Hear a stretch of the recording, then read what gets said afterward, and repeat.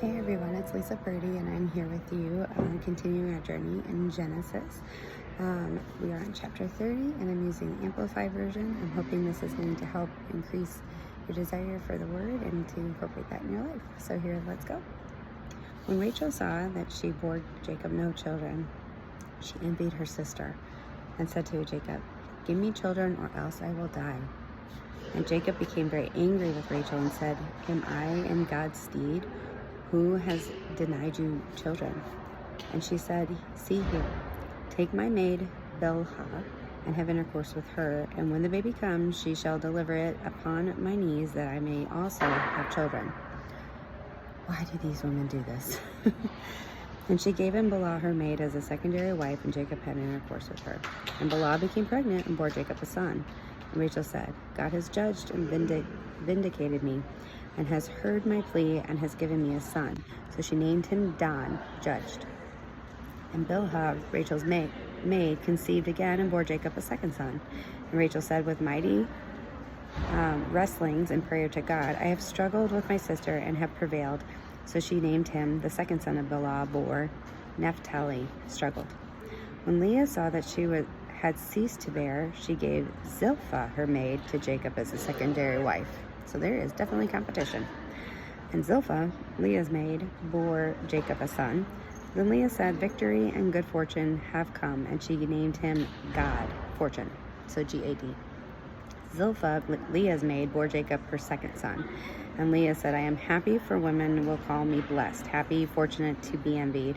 And she named him Asher, happy.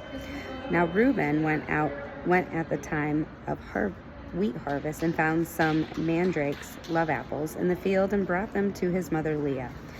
Then Rachel said to Leah, "Give me, I pray, some of your son's mandrakes." But Leah answered, "It is not enough that you have taken my husband without your taking away my son's mandrakes also?"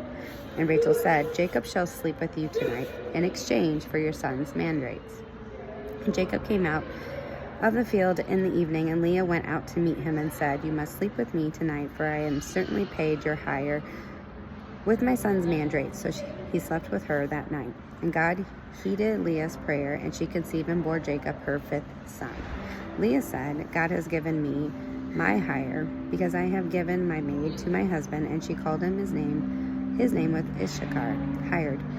And Leah became pregnant again and bore Jacob her sixth son. Then Leah said, "God has endowed me with a good marriage gift for my husband.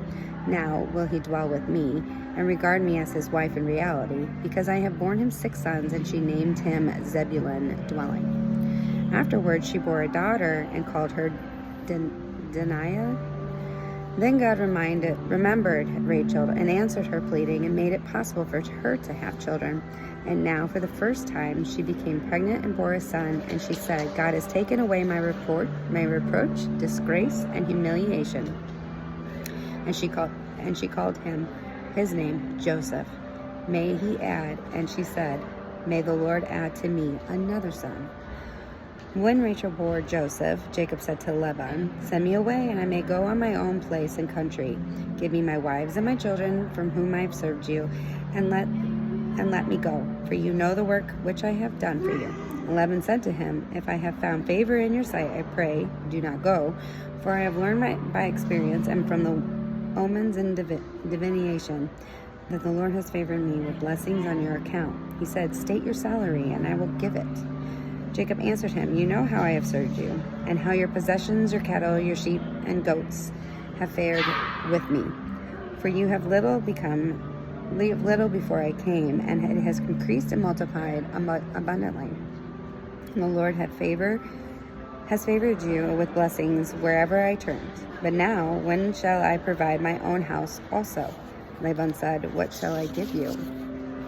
And Jacob said, "You should not give me anything. If you will do this one thing for me, of which I am about to tell you, I will again feed and take care of your flock. Let me pass through all your flock today, removing from it every speckled and spotted animal, every black one, and among the sheep, the spotted and speckles among the goats, and such shall be my wages. Later, when the matter of my wages is brought before you, my fair dealing will be evident and answered for me. Every one that is not speckled and spotted among the goats and black among the sheep is found with me shall be counted as stolen. And Laban said, Good, let it be done as you say. But the same day Laban removed the he-goats that were streaked and spotted, and all the she-goats that were speckled and spotted, every one that had white on it, and every black lamb, and put them in charge of his sons. And he set a distance of 3 days' journey between himself and Jacob was then left in care of the rest of Laban's flock. But Jacob took fresh rods of poplar and almond and plane trees and peeled white streaks in them, exposing the white in the rods. Then he set the rods, which he had peeled, in front of the flocks in the watering troughs where the flocks came to drink, and since they bred and conceived when they came to drink. The flocks bred and conceived in sight of the rods and brought forth lambs and kids streaked, speckled, and spotted. First of all, as a farmer, that seems interesting that he knew to do that.